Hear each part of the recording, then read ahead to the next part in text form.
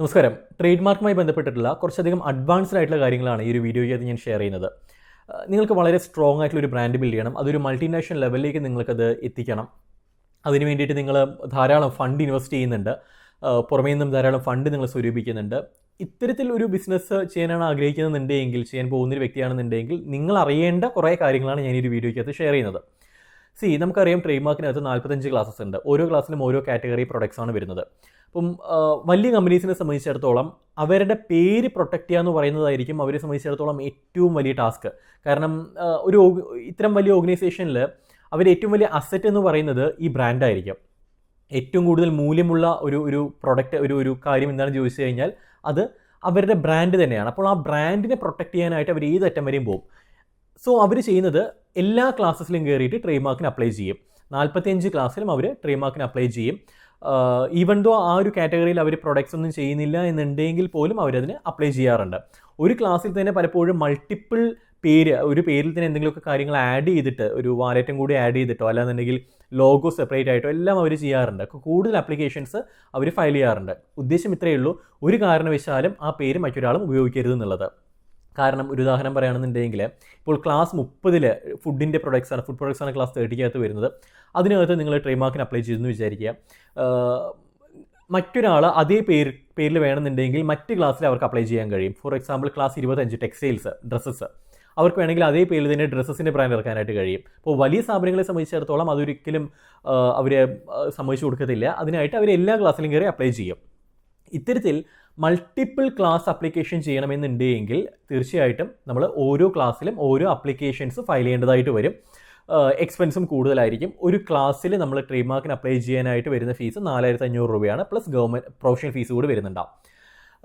അപ്പോൾ 45 ക്ലാസ് എന്ന് പറയുന്ന സമയത്ത് എമൗണ്ട് കൂടുതലായിരിക്കും.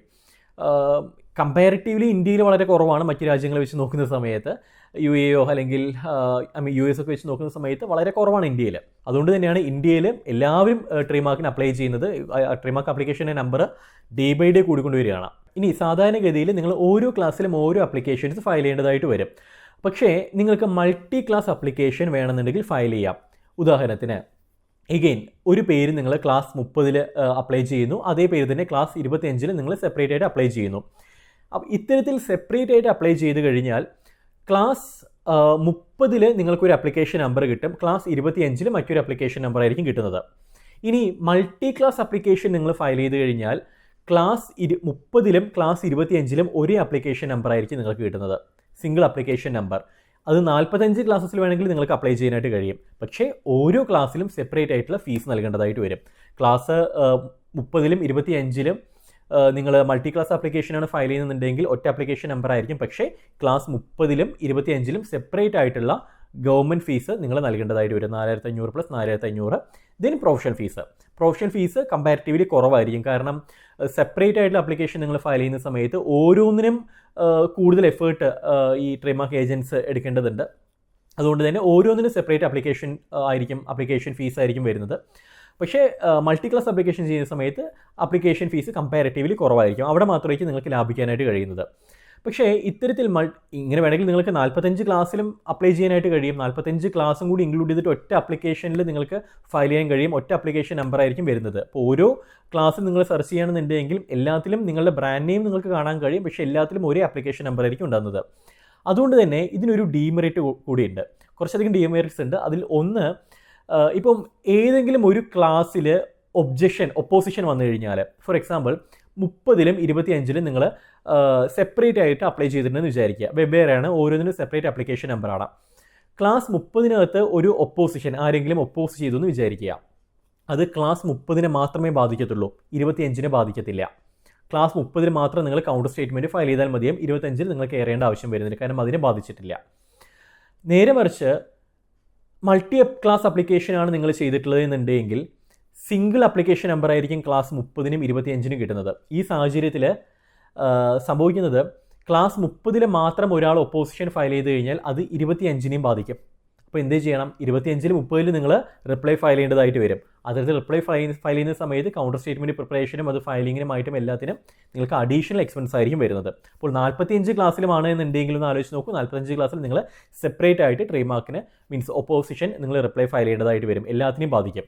ഒരുപക്ഷെ ക്ലാസ് 5 മാത്രമായിരിക്കും നിങ്ങൾക്ക് ഒപ്പോസിഷൻ വന്നിട്ടുണ്ടാവും, പക്ഷേ ബാധിക്കുന്നത് എല്ലാത്തിനെയും ആയിരിക്കും. ഈ സാഹചര്യത്തിൽ മറ്റൊരു പോംവഴിയുണ്ട് നമുക്ക് ചെയ്യാനായിട്ട്. ഇതിനെയാണ് ഡിവിഷൻ ഓഫ് അപ്ലിക്കേഷൻ എന്ന് പറയുന്നത്. ഈ ട്രേഡ് മാർക്ക് അപ്ലിക്കേഷൻ നമ്പർ എല്ലാത്തിലും സെയിം ആയിരിക്കും. ഇതിന് വേണമെങ്കിൽ നമുക്ക് ഡിവൈഡ് ചെയ്യാം. അപ്പോൾ ക്ലാസ് 5 മാത്രം നമുക്ക് അതിൽ നിന്ന് പുറത്തെടുക്കാം. അതിന് നമുക്ക് അഡീഷണൽ ഫീസൊക്കെ വരുന്നുണ്ടാവും. അത്തരത്തിലൊരു ഓപ്ഷൻ കൂടി വരുന്നുണ്ട്. പൊതുവേ ഞാൻ റെക്കമെൻഡ് ചെയ്യുന്നത് കൂടുതൽ അപ്ലിക്കേഷൻസ് നിങ്ങൾക്ക് ഫയൽ ചെയ്യണമെന്നുണ്ടെങ്കിൽ, അതായത് കൂടുതൽ എന്ന് പറയുമ്പോൾ ഒരു 15 അല്ലെങ്കിൽ അതിൽ കൂടുതലോ ട്രേഡ് മാർക്കിനൊക്കെ നിങ്ങൾ അപ്ലൈ ചെയ്യണമെന്നുണ്ടെങ്കിൽ, ക്ലാസ്സസിൽ നിങ്ങൾക്ക് അപ്ലൈ ചെയ്യണമെന്നുണ്ടെങ്കിൽ നിങ്ങൾ മൾട്ടി ക്ലാസ് അപ്ലിക്കേഷൻ ചെയ്തോളൂ. അതല്ല 10 9 അല്ലെങ്കിൽ 12 ഒക്കെ ക്ലാസ്സസ് ഒക്കെ ആണെന്നുണ്ടെങ്കിൽ അത് കുറവാണ്. അത്തരം കേസസിൽ നിങ്ങൾ separate trade mark application file ചെയ്യാനായിട്ട് നോക്കുക. കാരണം അല്ലാന്നുണ്ടെങ്കിൽ തുടക്കത്തിൽ ഈസി ആയിരിക്കും, പക്ഷേ പിന്നീട് നിങ്ങൾക്ക് കൂടുതൽ എക്സ്പെൻസ് വരാനായിട്ടുള്ള സാധ്യതയും റിസ്ക്കും കൂടുതലായിരിക്കും. സോ ഞാൻ പേഴ്സണലി റെക്കമെൻഡ് ചെയ്യുന്നത് ഇതാണ്. കൂടുതൽ ക്ലാസ്സസ് ആണെന്നുണ്ടെങ്കിൽ, കൂടുതൽ ക്ലാസ്സസ് എന്ന് പറയുന്ന സമയത്ത് നമ്പർ വെച്ച് നോക്കുമ്പോൾ ഒരു 15 കൂടുതലൊക്കെ ആണെന്നുണ്ടെങ്കിൽ better to go with multi class application. അല്ലാന്നുണ്ടെങ്കിൽ സിംഗിൾ അപ്ലിക്കേഷനിൽ നിങ്ങളത് ചെയ്യാം. പ്രൊഫഷണൽ ഫീസിൽ മാത്രമായിരിക്കും ചെറിയൊരു വ്യത്യാസം നിങ്ങൾക്ക് ഫീൽ ചെയ്യുന്നത്. ഇനി ഈ ട്രേഡ് മാർക്കിന് അപ്ലൈ ചെയ്തിട്ടുള്ള ആൾക്കാർ ഫേസ് ചെയ്യുന്ന ഏറ്റവും വലിയൊരു പ്രശ്നമാണ് സമയം എന്ന് പറയുന്നത്. കാരണം ഒരു ട്രേഡ് മാർക്കിന് അപ്ലിക്കേഷൻ ഫയൽ ചെയ്ത് കഴിഞ്ഞാൽ 18 മാസമാണ് അതിൻ്റെ നോർമൽ പ്രോസസ്സിംഗ് ടൈം വരുന്നത്. ഒരു വർഷത്തിലൊക്കെ കിട്ടാറുണ്ട്, പക്ഷേ 18 മാസം 1.5 വർഷത്തിന് അടുത്തൊക്കെയാണ് സാധാരണഗതിയിൽ അതിൻ്റെ ഒരു ടൈം പോകുന്നത്.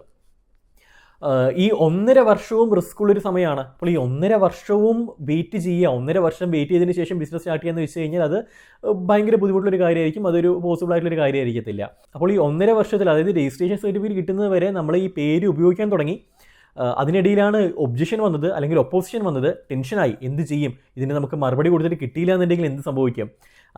ഇത്തരത്തിലുള്ള പ്രശ്നങ്ങൾ സ്വാഭാവികമായിട്ടും ഒരുപാട് സംരംഭകർ ഫേസ് ചെയ്യുന്നതാണ്, ഈ റിസ്ക് ഉള്ള ടൈം എന്ന് പറയുന്നത്. ഇതിനെ കുറയ്ക്കാൻ എന്ത് ചെയ്യാൻ കഴിയും? നമുക്ക് ഫാസ്റ്റ് ട്രാക്കിംഗ് ഓപ്ഷൻ ഉണ്ടോ ചോദിച്ചു കഴിഞ്ഞാൽ ട്രേഡ് മാർക്കിൽ അങ്ങനെ ഒരു ഓപ്ഷൻ കൂടിയുണ്ട്. അത് എക്സ്പീഡിയറ്റഡ് ട്രേഡ് മാർക്ക് എന്ന് പറയാം. നമുക്ക് ട്രേഡ് മാർക്കിൻ്റെ പ്രോസസ്സ് ചില സ്റ്റേജസ് ഒന്ന് സ്പീഡപ്പ് ചെയ്യാൻ കഴിയും. എല്ലാ സ്റ്റേജസും അല്ല.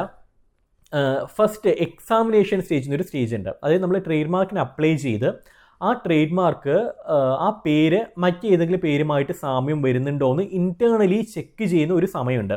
സാധാരണഗതിയിൽ ആ സമയം എന്ന് പറയുന്നത് ഒരു 3 മാസം 4 മാസമൊക്കെയാണ് ആ ഒരു സമയം നോർമൽ കേസിൽ പിടിക്കാറ്. ഈ സമയം നമുക്ക് ലാഭിക്കാം, ചുരുക്കി കൊണ്ടുവരാം. ഒരു 2 3 ദിവസമായിട്ട് ചുരുക്കി കൊണ്ടുവരാം. അപ്പോൾ നമ്മൾ ട്രേഡ് മാർക്കിന് അപ്ലൈ ചെയ്ത് ഒരു 2 ദിവസത്തിനുള്ളിൽ തന്നെ ഇതിൻ്റെ പ്രാഥമികമായിട്ടുള്ള ഒരു പരിശോധന നടത്തിയിട്ട് അവർ റിസൾട്ട് പറയും. ഒന്നുകിൽ ഒബ്ജക്ഷൻ, അല്ലാന്നുണ്ടെങ്കിൽ അത് അക്സെപ്റ്റ് ചെയ്യും. അക്സെപ്റ്റ് ചെയ്ത് കഴിഞ്ഞാൽ അവരെന്ത് ചെയ്യുന്നു? ജേർണലിൽ പബ്ലിഷ് ചെയ്യുന്നു. ജേർണലിൽ പബ്ലിഷ് ചെയ്ത് കഴിഞ്ഞാൽ 4 മാസം അതിനകത്ത് കിടക്കും. 4 മാസം എന്ന് പറയുന്നത് ഫിക്സ്ഡ് ആണ്. അത് നമുക്ക് കുറയ്ക്കാനായിട്ട് കഴിയത്തില്ല. അപ്പോൾ ഇതിൽ ആദ്യത്തെ ആ ഒരു 3-4 മാസം ഉണ്ടല്ലോ, അതായത് ഈ ഒബ്ജക്ഷൻ വരുന്ന ഒരു 3-4 മാസം, അത് നമുക്ക് 2 ദിവസം 3 ദിവസമായിട്ട് ചുരുക്കാനായിട്ട് കഴിയും. അത് ചുരുക്കുന്ന ആ ഒരു പ്രോസസ്സിനെ പറയുന്ന പേരാണ് എക്സ്പീഡിയറ്റഡ് അപ്ലിക്കേഷൻ. ഈ എക്സ്പീഡിയറ്റഡ് അപ്ലിക്കേഷൻ നമുക്ക് ഫയൽ ചെയ്യണമെന്നുണ്ടെങ്കിൽ ഫീസ് കൂടുതലാണ്. ട്രേഡ് മാർക്ക് അപ്ലിക്കേഷൻ്റെ റേറ്റ് നോക്കുന്ന സമയത്ത് ഒരുപക്ഷെ കൂടുതൽ ഫീസ് വരുന്ന ഒന്ന് ഈ എക്സ്പീഡിയറ്റഡ് ആണ്. അതായത് 20,000 രൂപ പെർ ക്ലാസ് നിങ്ങൾ ഗവൺമെൻറ് ഫീസ് മാത്രമായിട്ട് നൽകണം. 20,000 നൽകി കഴിഞ്ഞാൽ ഈ 3 മാസത്തിനുള്ളത് ചുരുക്കി കൊണ്ടുവരാം. എന്ത് ചെയ്യാം? 2 days 3 ഡേയ്സിൽ നിങ്ങൾക്ക് റിസൾട്ട് അറിയാനായിട്ട് കഴിയും. പക്ഷേ ബാക്കിയുള്ള 4 മാസം എന്ന് പറയുന്നത് അക്സെപ്റ്റ് ആയിക്കഴിഞ്ഞാൽ 4 മാസം എന്ന് പറയുന്നത് ഫിക്സഡ് തന്നെ ആയിരിക്കും. അപ്പോൾ ഒരു 4-5 മാസത്തിൽ നിങ്ങൾക്ക് വേണമെന്നുണ്ടെങ്കിൽ ട്രേഡ് മാർക്കിൻ്റെ രജിസ്ട്രേഷൻ സർട്ടിഫിക്കറ്റ് കിട്ടും.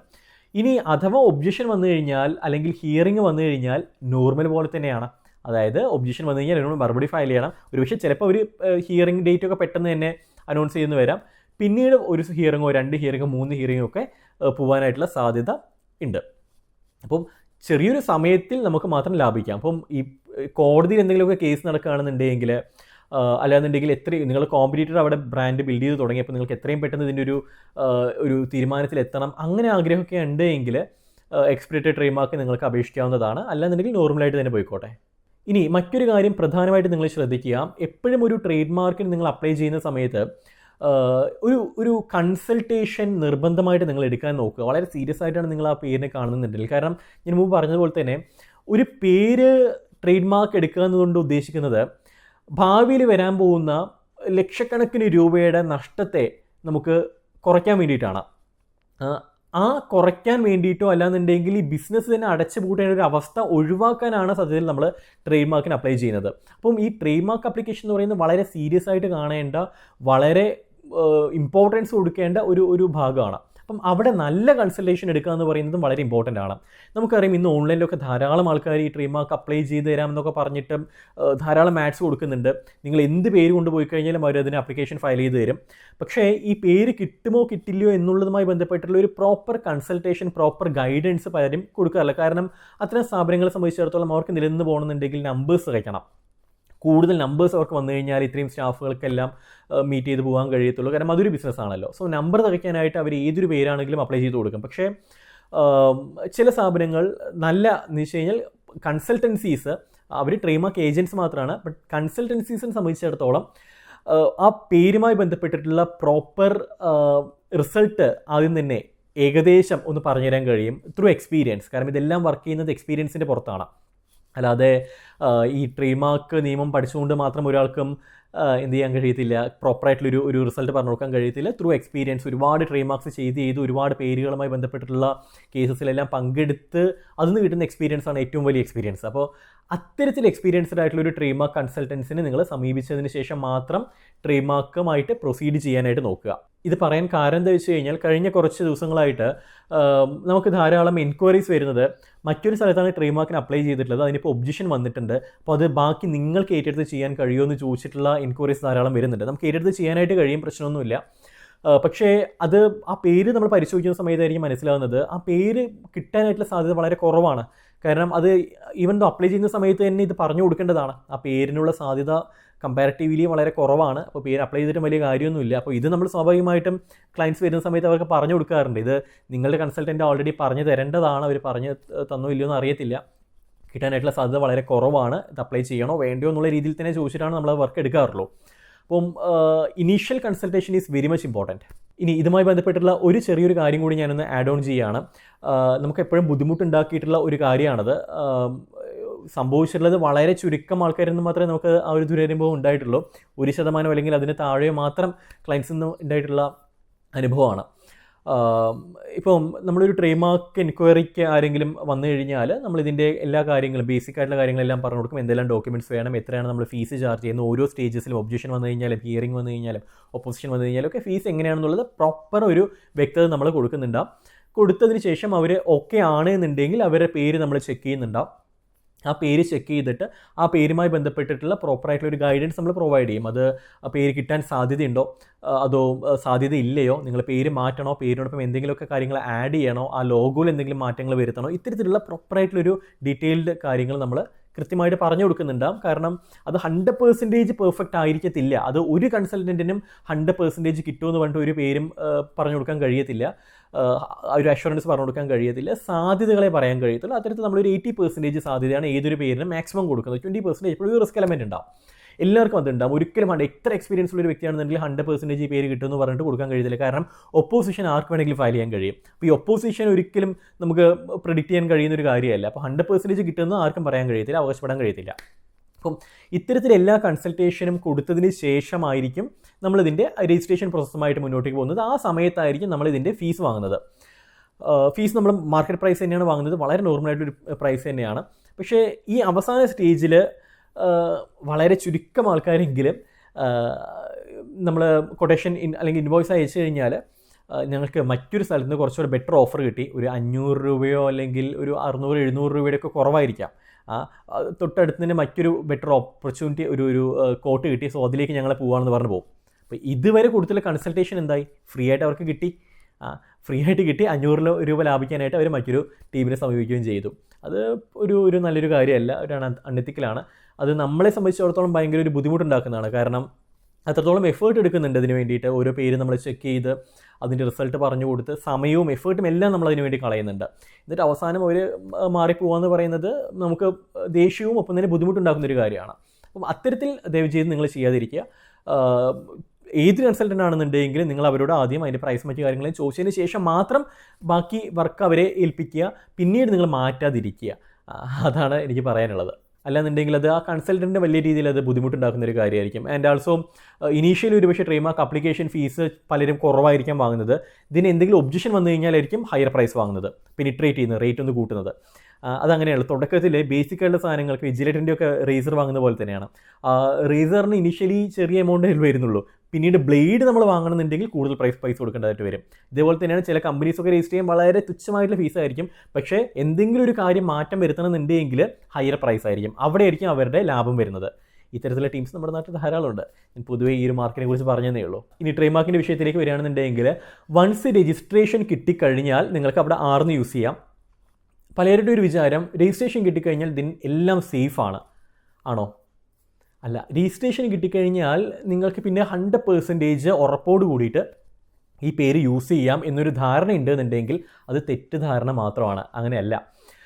ഇപ്പം ചില പേരുകളായിട്ട് നമ്മളോട് അടുത്ത് വരുന്ന സമയത്ത് നമ്മൾ ആ പേര് നോക്കുന്ന സമയത്ത് തന്നെ മനസ്സിലാവും അതേതൊരു മൾട്ടിനാഷണൽ കമ്പനിയുടെ പേരുമായി ബന്ധപ്പെട്ടൊരു പേരാണ്, സാമ്യമുള്ളൊരു പേരാണ്, അല്ലെങ്കിൽ അതിൻ്റെ ലോഗോ ഒക്കെ ഇതിന് ബാധകമായിട്ട് വരുന്നുണ്ട്. അവരുടെ നിർബന്ധപ്രകാരം പലപ്പോഴും നമുക്കത് അപ്ലൈ ചെയ്ത് കൊടുക്കാറുണ്ട്. ഒബ്ജക്ഷൻ വരാറുണ്ട്, ഹിയറിംഗ് വരാറുണ്ട്. ഒരു വിഷയം നമ്മളത് ഹിയറിംഗ് എല്ലാം അപ്പിയർ ചെയ്തിട്ട് ചിലപ്പോൾ രജിസ്ട്രേഷൻ സർട്ടിഫിക്കറ്റ് കിട്ടാറുണ്ട്, രജിസ്റ്റേർഡ് ആയി പോകാറുണ്ട്. പക്ഷേ ഈവൻ ദോ രജിസ്റ്റേർഡ് ആയിക്കഴിഞ്ഞാലും ഇത്തരം കമ്പനീസിന്, അത് മൾട്ടിനാഷണൽ കമ്പനീസിന് വേണമെന്നുണ്ടെങ്കിൽ നമുക്ക് എഗെയിൻസ്റ്റ് ആയിട്ട് ലീഗലി മൂവ് ചെയ്യാനായിട്ട് കഴിയും. റെക്ടിഫിക്കേഷൻ ഫയലിംഗ് എന്ന് പറയാൻ വേണ്ടി അതിനെ റെക്ടിഫിക്കേഷൻ വേണമെന്നുണ്ടെങ്കിൽ അവർക്ക് ഫയൽ ചെയ്യാൻ കഴിയും. കോടതിയിൽ അവർക്ക് പരാതി കൊടുക്കാം. പരാതി കൊടുത്ത് അത് വേണമെന്നുണ്ടെങ്കിൽ, അത് ജെന്യൂൻ ആണ് എന്നുണ്ടെങ്കിൽ, മിക്കവാറും മൾട്ടിനാഷണൽ കമ്പനീസിൻ്റെ പേരിൻ്റെ സാമ്യം വരുന്ന പേരുകളൊക്കെ യൂസ് ചെയ്ത് കഴിഞ്ഞാൽ പബ്ലിക്കലി കൺഫ്യൂഷൻ ഉണ്ടാക്കുന്ന ഒരു പേരായിരിക്കും. സോ സ്വാഭാവികമായിട്ടും അത് കോടതി ഇടപെടും. കോടതി ആ പേര് നിർത്തലാക്കാൻ, രജിസ്റ്ററിൽ നിന്നും അത് ഒഴിവാക്കാനായിട്ട്, രജിസ്ട്രേഷൻ സ്റ്റാറ്റസ് കട്ട് ചെയ്യാനായിട്ട് കോടതിക്ക് വേണമെങ്കിൽ ഉത്തരവിടാം. അത്തരത്തിൽ ഉത്തരവിട്ടിട്ടുള്ള ധാരാളം കേസസ് നമ്മുടെ നാട്ടിലുണ്ട്, ഇന്ത്യയിലുണ്ട്. അത് കേസ് സ്റ്റഡീസായിട്ടൊക്കെ നമ്മൾ റെഗുലറായിട്ട് റെഫർ ചെയ്യുന്ന ഒരു കാര്യം കൂടിയാണത്. അപ്പം വൺസ് രജിസ്ട്രേഷൻ കിട്ടിക്കഴിഞ്ഞാൽ 100% ഓക്കെ എന്നൊരു വിചാരം നിങ്ങൾക്ക് വേണ്ട. രജിസ്ട്രേഷൻ കിട്ടിക്കഴിഞ്ഞാലും റിസ്ക് എലമെൻറ്റ് അവിടെ നിൽക്കുന്നുണ്ട്. അതുകൊണ്ട് പേരെപ്പോഴും നിങ്ങൾ എത്തിക്കലായിട്ട് ചൂസ് ചെയ്യുക. Ethics is very much important. നമ്മൾ നിയമത്തിൻ്റെ വശങ്ങൾ ഒരു ഭാഗത്ത് മാറ്റി നിർത്തി കഴിഞ്ഞാൽ നിയമത്തിൽ എന്തെങ്കിലുമൊക്കെ പഴുതുകൾ വെച്ചുകൊണ്ട് നമുക്ക് വേണമെങ്കിൽ രജിസ്ട്രേഷൻ നേടിയെടുക്കാം. പക്ഷേ അതിൻ്റെ എത്തിക്കലായിട്ടുള്ളൊരു ഭാഗമുണ്ടല്ലോ, അത് എപ്പോൾ വേണമെന്നുണ്ടെങ്കിൽ കോടതിയും പരിഗണിക്കാം. പഴയ കേസസ് എല്ലാം എടുത്തുകൊണ്ട് അവർക്ക് വേണമെന്നുണ്ടെങ്കിൽ ഈ രജിസ്ട്രേഷൻ തന്നെ ഒഴിവാക്കാനായിട്ട് കഴിയുകയും ചെയ്യും. അപ്പോൾ അത് പ്രത്യേകം ശ്രദ്ധിക്കുക. സോ അത്രയും കാര്യങ്ങളാണ്. നിങ്ങൾക്ക് ട്രേഡ് മാർക്കുമായി ബന്ധപ്പെട്ടുള്ള കൺസൾട്ടേഷൻ വേണമെന്നുണ്ടെങ്കിൽ, ട്രേഡ് മാർക്ക് അപ്ലൈ ചെയ്യണമെന്നുണ്ടെങ്കിൽ നമ്മളെ കണക്ട് ചെയ്യാവുന്നതാണ്. ആൻഡ് ഓൾസോ നിങ്ങൾക്ക് 1-to-1 കൺസൾട്ടേഷൻ വേണമെന്നുണ്ടെങ്കിലോ അല്ലെങ്കിൽ ഓൺലൈൻ കോഴ്സസ് നിങ്ങൾക്ക് അറ്റൻഡ് ചെയ്യണമെന്നുണ്ടെങ്കിലെല്ലാം നമ്മളെ കണക്ട് ചെയ്യാം. ഡീറ്റെയിൽസ് എല്ലാം ഞാൻ ഡിസ്ക്രിപ്ഷൻ ബോക്സിൽ കൊടുക്കാം. മറ്റൊരു വിഷയമായിട്ട് കാണാം. അതൊരു Siju Rajan signing off. Good bye.